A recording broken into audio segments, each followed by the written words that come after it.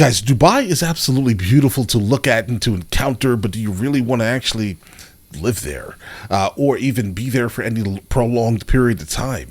Like specifically as someone coming from like the Western world, guys, you're going to run into a lot of things that are just honestly awkward. And it's not even just about Dubai specifically, but we can get to Dubai. It has everything to do with mainly majority Arab countries in general. Like my wife actually wants to move to one of these countries. She wants to move to Morocco. She was raised about 12 minutes basically from Morocco, in Malaga, Spain. And she's like, I want to go, I want to live in Morocco. Everything is cheap. Yeah, I get it. Everything is cheap, but would you like to live like a king in a place where everyone is in general impoverished? To the point where she sends me a link to some odd property the other day, and I'm just like, okay, what's it look like? $200,000. Okay, get ready for this. Coming from America, get ready for this here. Okay, $200,000 for a 10,000 square foot palace, basically. Okay, and unfortunately, there are people that are assigned apparently to the property, as in they have a debt to pay, as in indentured servants come with the property in Morocco, right? $200,000, and there's apparently a family living there that will take care of the household, all these things. And I'm like, why would you want to live in a place where they're literally, you're buying a property with indentured servants? All right, can we free them, please? Like, can we please just free them? But then who takes care of the 10,000 square foot house for $200,000? Who does that? No, thank you. That basically, okay. But the moral of the story is that a lot of things are absolutely interesting in places that are mainly Arab ruled, guys. And Dubai absolutely is not too far off from that, incredible oddness. Think about this here. All of what you see, all that opulence you see, absolutely is backed by terror and pain. Right, from the actual people who built the place, as in people were brought from surrounding countries and much poorer countries, told they had a job and their passports were taken. That's basically what built Dubai. Okay, and if you're okay with that type of thing, then go enjoy your life, live your best life, bro. But just understand, you're not in the West. You have to leave everything you know home. Okay, and the same thing if you ever experience Saudi Arabia for the first time, guys. Saudi Arabia, absolutely beautiful country. Disregard the politics for a second here. I'm not going to get into that. I'm just going to get into the actual beauty of the country itself. Okay, the country is absolutely beautiful. The food is absolutely amazing. You will have an amazing time there. Understand, this is not America. All right, there are things that are just not acceptable, bro. It's the safest country on the planet. Name somewhere safer than Saudi Arabia. I know what you're saying in the background, though. In the back of your head, you're like, but it's safe only because of absolute fear. Yes, it's safe, though. That's not, but you get what I'm trying to say here, guys, right? These places are, in fact, safe from crime. But understand, know where you are at all times of the day, bro. All right? Name of the video, Dubai is everything wrong with society. This is coming from the channel Moon. All right, and this is a suggestion via a donation. Let's check it out. Let's jump into it, guys. However bad the West might get, you should never move to Dubai. Forget all the videos you see of celebrities being paid off to hype up Dubai's latest mega project. This is why I chose to live in Dubai and not in LA. It's no longer the American dream, it's the Dubai dream. I want to stop her for a second. I'm not going to stop so much here, guys, but it's really important to kind of fill in the blank on this here. A lot of people do this. Okay, they go to Dubai and they get all of this special treatment because they're influencers coming from the West. They go here and trust me, they cannot say anything wrong, bro. All right. So you'll notice all of the videos that are coming from all these influencers who go there. They get all the special treatment. They're hanging out at the Burj Khalifa, right? They're doing all of these things. They're on the Palm Islands. They have a house, right? They have access to a Bugatti, all these things, right? Yeah, of course your trip is amazing, influencer with millions and millions of subscribers, right? Of course your experience is absolutely amazing, but is it absolutely real? Well, I mean, your experience is real, but for the average person that goes there, they don't have the same treatment, bro. All right? And no, they cannot say anything wrong. Similar to Morocco. Go to Morocco. Just do not say nothing about the country while you're in Morocco. When you leave, say whatever you want, right? Just be fully aware, bro. I mean, they will arrest you for putting crazy things on your social media. Oh, I don't like the food in this place. Oh yeah? Arrested.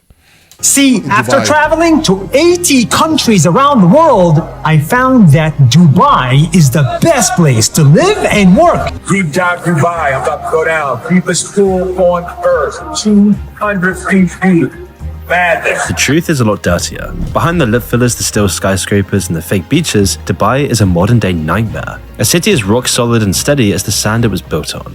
It's a mirage in the desert that's doomed to failure. You see, if you type in Dubai into the search bar on YouTube, you'll generally find two kinds of videos. Some call out for the hellscape it is, listing off the human rights abuses and the truckload of reasons it's not a full place to live. But the others seem to say the exact opposite. There's tons of vlogs by Instagram models bragging about how amazing, safe, and clean the city is. All the guys in Bugattis driving around, banging hoes, and paying no taxes. So which is it? Well, somewhat confusingly, they're both kind of true. If you're a wealthy influencer, Dubai can seem like a paradise. I've been tempted myself. Beachfront apartments, no income taxes, and a large community of like-minded expats makes it the perfect place to set up a business and fit out your Instagram story. And it's not even just no income tax, guys. What you really want to do is you want to move your company over to a place like Dubai specifically, and guess what happens to your company's taxes? They disappear, bro. All right? What taxes? I'm just glad you're doing business in Dubai. That's basically what that is, guys. There's no taxes. You want to make money? You want to have a business and make money and pay no taxes? Dubai.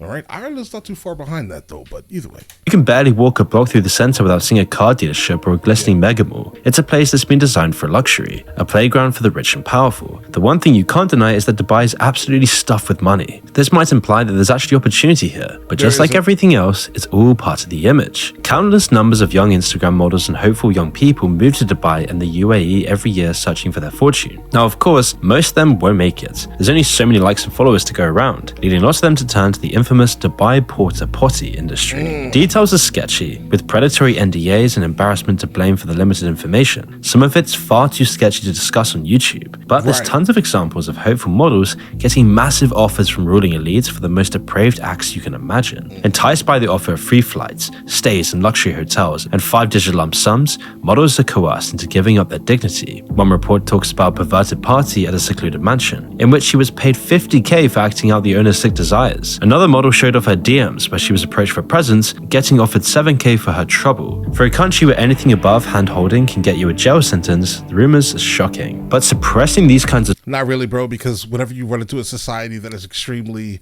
insular, right, you will generally find out that there's a whole lot of debauchery hidden behind it. Like growing up, guys, growing up, you knew who the nastiest girls were, bro. You knew who they were. You know who they were. Anyone that went to church. The stories is key for Dubai's future plans. If they do a bad job of it, they could scare young people and their money away.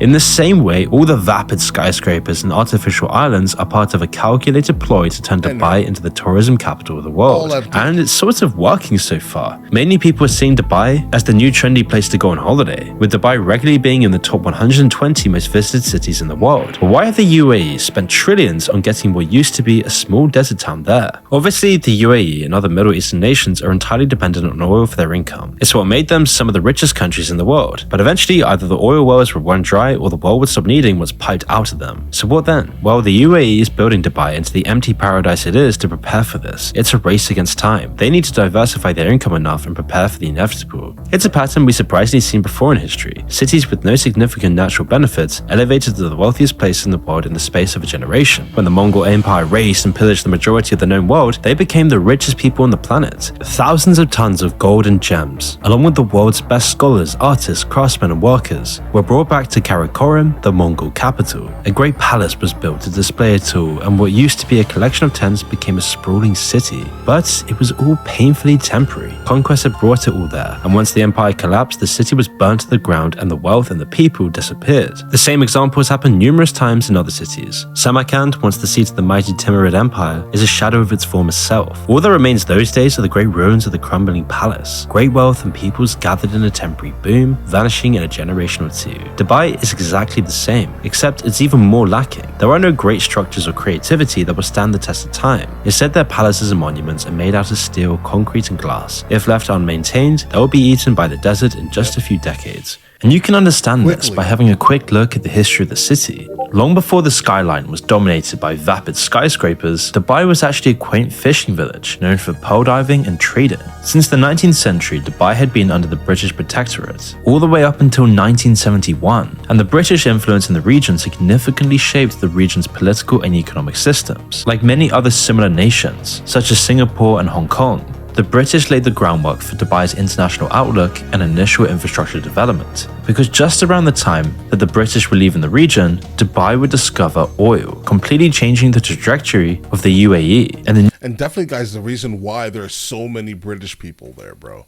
Like, if you go there, experience it, you're going to be able to speak English to literally everyone, but you're going to be honest, you're going to hear nothing but the UK accent. Newfound wealth that came from it was smartly invested into modernizing infrastructure, constructing new schools, hospital, roads, and a modern port. The kingdom knew that they would have to diversify the money from the oil to keep the money machine going. And this marked the inception of Dubai's transition towards becoming the place we know today, where the government would keep on investing to make sure Dubai was a hub for finance, trade, tourism, and real estate, making this desert dirt patch one of the most famous cities in the world. And this strategic diversification, coupled with an economic policy, attracted foreign investments and global talents, propelling Dubai into the international stage. Along with no taxes, Dubai is the perfect place for the rich. And as more and more money came in, Dubai's leadership would take more and more gambles, doing everything they could to stand out, building crazy architecture with no actual meaning or heritage just to show off on the world stage, creating things like the Burj Khalifa and these artificial islands that were all part of a deliberate strategy to etch Dubai's name on the global map. These infrastructural marvels were not merely about aesthetic appeal, but they embody Dubai's ambition to transition from its humble past to a future filled with boundless possibilities. But to fuel this rapid growth in the country, they couldn't do it just by themselves. Hardly anyone lived in this region, and the foreign investors weren't going to be making the buildings. And so it quickly became clear that Dubai needed labor, and fast. And so to fuel... Bro, whatever he's about to say right now is what I was talking about earlier, bro. I'm telling you.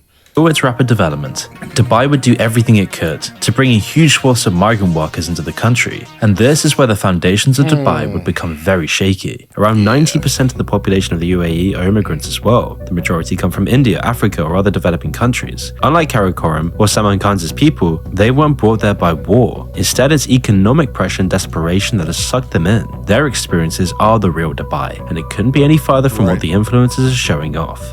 Several investigations into Qatar's... Okay, good. I'm glad they showed like their shanty styled apartments, bro.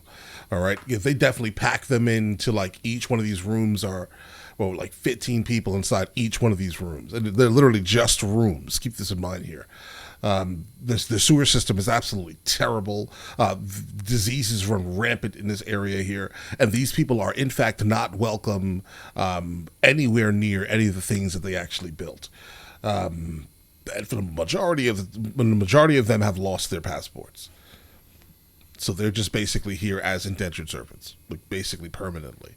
If you want to know where slavery exists still, guys, here, this is it. You're looking at it right now. Dubai. Stadiums revealed that employers usually house workers in private camps far from city centers, where they are forced to live in overcrowded rooms and unsanitary conditions. And at work, their lives are put at risk. Migrant workers are often given the most dangerous jobs on the site. In many ways, the same things that bring influencers to Dubai are also what brought the millions of migrant workers: opportunity, In countries like Nepal, India, Bangladesh, the Philippines, and all around the world, people hear about how they can support their families by working abroad. Agents from recruitment companies promise them good wages, accommodation, and a way to make a life for their loved ones. The first part of the exploitation comes as a large recruitment fee, often around $2,000. The workers are told this covers their visa and travel. In reality, it's simply extortion. It also keeps them in debt, a key part of the scam as it limits their options to escape. The total of illegal fees for just one security company operating in this way, G4S, amounted to millions of dollars, and that's just one company. Once they arrive in the UAE, their passports are confiscated and they're sent to live in dismal camps on the outskirts of the city. This is the same exact scheme that was ran on like newly freed slaves in America. It was the sharecropper scheme, right? So it was like, hey, listen, I'll give you some seeds and I don't know, a donkey or a mule or something like that, right? And you can do whatever you need to do, right? Just make sure you pay that back to me. But every single day, I'm going to charge you some money, for using this thing, even though you've already been charged once already. We're going to make sure you be charged you a couple more times, right? And you will never get out of this scheme. You will never escape it. You can never escape it. All of these individuals owe probably more than $50,000-$60,000. All right, that's the price of their freedom. One Vice documentary shows a warehouse where each cramped room houses 9 people each, with only one shower between every 5 rooms. The wages they were promised get slashed by 2/3 in some cases, the previous contracts getting ripped up. Then the payment of these meager salaries are often delayed or simply forgotten, leaving the workers and their families at home in even more peril. The guys were being paid almost nothing to build it. So they're being built by slaves. Yep. That's not an exaggeration, yeah. Really? Yeah. Once they find themselves out there and they realise how much they're getting paid or how much they're not getting paid, they're indebted by the time they arrive there, so it is bonded labour. When the pandemic hit, it threw everything into disarray. The UAE made promises that companies had to provide food and shelter even if they fired their employees. Often though, this didn't really happen. In fact, lots of these common practices are still illegal under UAE law, but they're rarely enforced. The workers are too worried about losing what little income they have to go to the authorities. Right, if they're owed money and they leave, they likely won't see it again. One man described being owed 10 months of salary. Without it, he couldn't return home empty-handed to see his family in need. Another needed surgery and incurred medical expenses. His employers began taking 75% of his salary to pay it off, keeping him in indentured servitude. Now, of course, the UAE and Dubai's government pushes this all into the background. Under what's called the kafala system, migrant workers' rights are meant to be upheld by the companies they're working for. As non-citizens, they're relatively unprotected by labor laws, have no minimum wage, and are left to their employers' mercy. These people who built everything that makes Dubai what it is today are forgotten and swept aside. So what have they all been working tirelessly in unbearably hot desert temperatures to create? Well, unfortunately, just like nearly everything in Dubai, it's all in service of appearances. The most recognizable landmark in Dubai has to be the Burj Khalifa. The tallest building in the world, despite having numerous problems, is probably the city's greatest achievement so far. Its construction was plagued by accusations of typical worker abuse, with allegations of laborers being paid less than £3 a day. And when it was finally completed, the sewage system supporting it wasn't nearly capable enough. It's what Right, look, guys, they had trucks. Hold on a second. Day. And when it was finally completed, the sewage system support. This right here, there were many viral videos of all of these trucks basically flooding the entire highway system, just coming from the Burj Khalifa because they apparently forgot to build a solid sewer system specifically, for the excrement of every single person that's inside that building. Multiple excrements daily, right? They just were like, you know what? I think we're fine with one that's like the size of a house, bro. Supporting it wasn't nearly capable enough. It's what led to the need for scores of sewage trucks to ship it out after the system was overloaded. A viral video shows the massive queues of sewage trucks, although most weren't coming from the Burj Khalifa. The sewage is transported away using trucks. Every day. You might be surprised that the tallest building in the world, which is a spectacle in every other way, does not cater to this serious dilemma. A new system estimated for completion in 2025 will apparently solve this problem though. Even with these issues, Burj Khalifa is probably the best of a bad bunch of Dubai's senseless construction projects. The artificial islands, like the Palm Fronds and the World Islands, are far worse. The World Islands being the worst of the worst. All of these have sold, okay? All of these have sold, these plots of land here. They're all worthless completely, and you're going to have to do something about electricity, which is probably going to be something solar-oriented, guys. But this is absolutely a terrible idea. It was silly. And if you're looking from the satellite view here, it looks like only one plot that actually someone built on. The problem started with the sand. You would expect Dubai to have an endless supply of it. Other than oil, it's the only thing that Dubai always has plenty of. But desert sand couldn't be used. The grains were too large and it would just melt away into the sea. Instead, they needed a specific type of sand pulled up from the seafloor using specialist trawler ships. 94 million tons of sand were taken from just the Palm Islands, destroying the ecosystem off of the coast of Dubai. The result is 40 kilometers of new coastline, but not much else. Home to over 40 hotels and a collection of mansions for the ultra-rich, they amount to yet another playground for the rich and wealthy. Without constant replenishment and sea defenses, they'll disappear into the water. The Wild Islands are just another artificial land project, but they're in even more peril. Designed to represent different parts of the world laid out on a rough map, most of them are still just piles of sand, left unfinished and uninhabitable. They're also slowly sinking into the sea, which combined with rising sea levels, means all of the artificial land exists on borrowed time. And this was supposed to be their groundbreaking project that would house the ultra-wealthy and ultra-high-class shops. And one other ridiculous project recently undertaken by Dubai is the construction of an artificial replica of the moon. The $5 billion proposal details a carbon fiber orb 200 meters across, with the usual luxury spas, hotels and houses included within. It still isn't guaranteed to happen, but the paperwork's moving along and you can easily imagine it in Dubai. At least it may provide an alternative for billionaires taking their own pleasure cruises into space. But it's a mockery of nature, which in Dubai hasn't really found a footing. The city is sparse when it comes to actual greenery, other than the odd palm tree or water-hungry lawn. There was a project to grow and transplant 1 million desert trees to make the city a bit more palatable. Announced in 2010, 130,000 square meters of land was dedicated to growing the saplings into actual trees, but halfway through the project, it all fell apart. Another project, this time for a $5 billion mega mall, got in the way. The land, the energy, and the water needed to grow were requisitioned. Workers were barred from the site, and the project was all but abandoned. By 2020, over 80% of the trees had died in the desert heat, without any water. The plan for the mall that was meant to replace them was then also abandoned, a testament to the instant gratification culture of Dubai and the sheer wastefulness that permeates the city. Yeah. Oh, guys, you have to look up really quickly. Look up one very specific thing here. It's a supercar junkyard. So basically, people would buy all of these super expensive cars, but yet for some reason they don't have the mechanics there to fix them. So they would just drive their brand new or slightly used Bugatti Zonda, right, to a parking lot and just leave it there. It doesn't work anymore. There are times where people have left legitimately Lamborghinis that needed oil changes. Just change the oil. How do you express it? Just so crazy. All of this is kept in place by authoritarian laws designed to safeguard the rich and powerful. Punishments are often draconian. One British national was recently slapped with a 25-year sentence for having just a few bottles of CBD oil in his car, a non-psychoactive substance. Another woman was recently released after 9 months after she allegedly touched the arm of an airport security official. The police can arrest you on trumped-up charges and the courts can sentence you to decades for the smallest of crimes. It leads to a palpable fear and respect of the authorities, which is a double-edged sword. On the one hand, it's part of what makes Dubai so safe. It's why people like Andrew Tate and all these other influencers love this place. They can have their Rolexes on the beach and be fine, which is great, as many people describe accidentally leaving their bag in public then coming back hours later to find it untouched, as the punishments for theft are so harsh that people just will never risk it. And living somewhere with useless and corrupt authorities can make this seem like a dream come true. But of course, it's mostly surface level. Petty crimes are punished harshly, but institutional abuse and systemic schemes of exploitation are ignored. Just like everything else, it makes it better for sensible tourists and elites, but much worse for the migrant worker population. But it doesn't have to be this way. You just need to look at Singapore, a city that's almost identical to Dubai. Oh, Singapore. Okay, listen. I have been trying to preach to the masses, okay?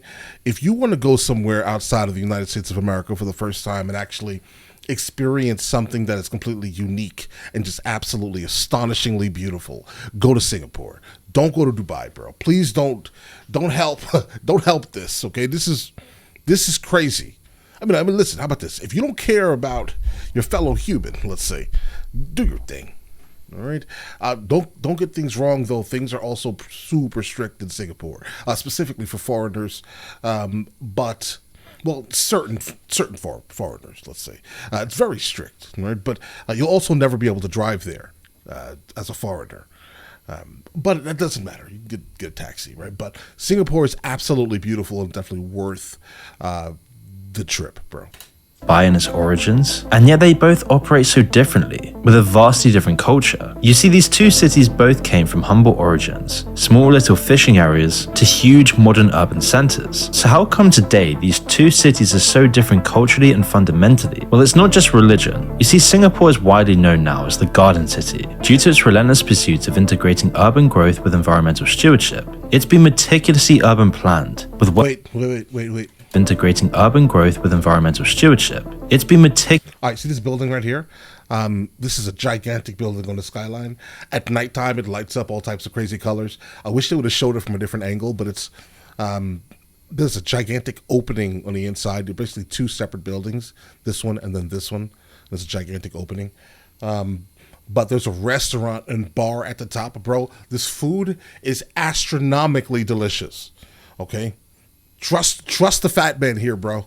All right, eat at this place immediately if you ever go, at least. Meticulously urban planned, with well-orchestrated public transportation networks, abundant greenery, and innovative land use. Here goes here, like this here.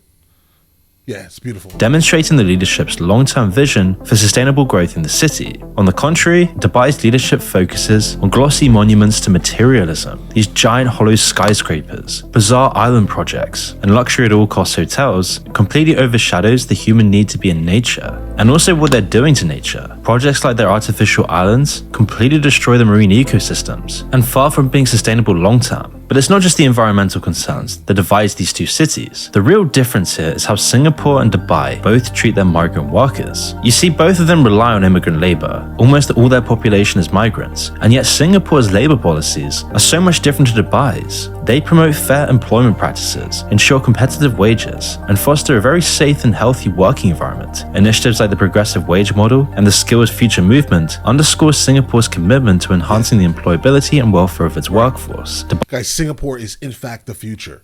I'm telling you. If you want to go really far in time and still be in some, a place that at least understands where you're coming from to the West, you will enjoy yourself in Singapore. You will, for real. It is in fact Singapore. If I was to move anywhere, for example, I live in America and I live in Spain half the year, right? 50-50. I would trade Spain for Singapore. Dubai, however, is completely the opposite. It has terrible labor practices, awful rights and living conditions for migrant construction workers. There's no minimum wage law, and they'll often withhold migrant wages in Dubai. In Singapore, they have structured policies aiming to ensure that foreign workers complement the city rather than substituting the local workforce. And their legal framework provides avenues for dispute resolution, safeguarding both employee and employee interests, whereas Dubai's kafala system restricts the rights of migrant workers and makes them dependent and vulnerable on the government. Singapore emphasizes continuous learning and skills upgrading to not only enhance the competitiveness of its workforce, but also to promote social mobility. But in Dubai, you either have money or you don't. And if you don't have money, you almost have no chance of going up the ladder. The only rich people in Dubai are the Dubai-born elites themselves and the businessmen looking to escape tax laws in their own countries. Regular migrant... I'm telling you, that's another thing. I mean, again, I want to kind of bring that back. That is a serious thing. When I said it earlier, I wasn't joking. Business owners will always consistently run to places like this, specifically if where they are mainly in the United States of America, let's say. If they're there, they're getting taxed, unfortunately, way too much money. And it's definitely easier to just move your company to Dubai, pay yourself, and then just basically 1099 that out, get a payroll company, I'm trying to give you the game here, right? Then basically pay yourself through a W-2, and now you are an employee of your company in Dubai, bro. Just do something like that, and then there you go. Pay yourself $1 here or something. Workers, though, have almost no chance of going up the ladder. And whilst both the countries are extremely... Don't do that.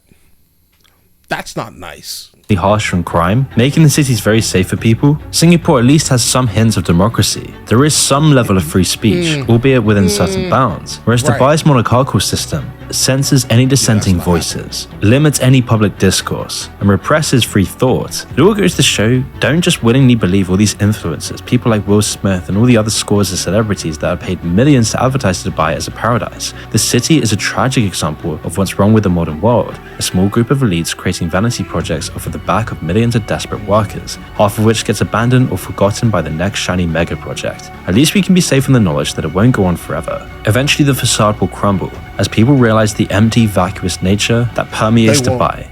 They won't. Like, guys, we're heading absolutely towards idiocracy. So, and the fact that that is in fact a thing, right? I am absolutely not sure that at any time in our future will people think this is silly, right? There's still people, there are people right now that saw this video that we just watched, okay? And they're booking their flight to Dubai right now, right? And the reason why they ended up on this video exclusively is because they are like, oh, Dubai? I like Dubai. Sure. And they just clicked it for no reason, bro. And this is the thing here. These people don't care. The majority of the people you will encounter in life absolutely will not think deep enough. They don't.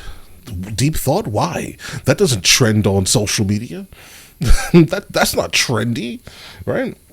But all right, listen, again, I'm one of these individuals who have been to Dubai multiple times. I have, but mostly for business oriented things. But being there, you kind of have to know, like, hey, listen, yeah, careful. Okay. And I would always tell people, bro, just go somewhere else. Please, like, for your vacation, like, I would never vacation here ever. Singapore, that felt like a vacation. It was work oriented.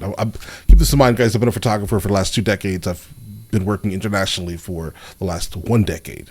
And so I've been moving around for a very long time. So I will definitely tell you Singapore is more of a solid vacation. But again, you're not in America. You have to understand that things are different everywhere you go. You need to treat every country you're entering into accordingly, guys. But all right, listen, you guys all have an absolutely amazing day. Enjoy your day thoroughly. Guys, before we go, are you guys subscribed to the other channels? Logical Movie Reviews with Mr. L. Boyd along with Mr. L. Boyd Music. Both are found in the description. Check it out.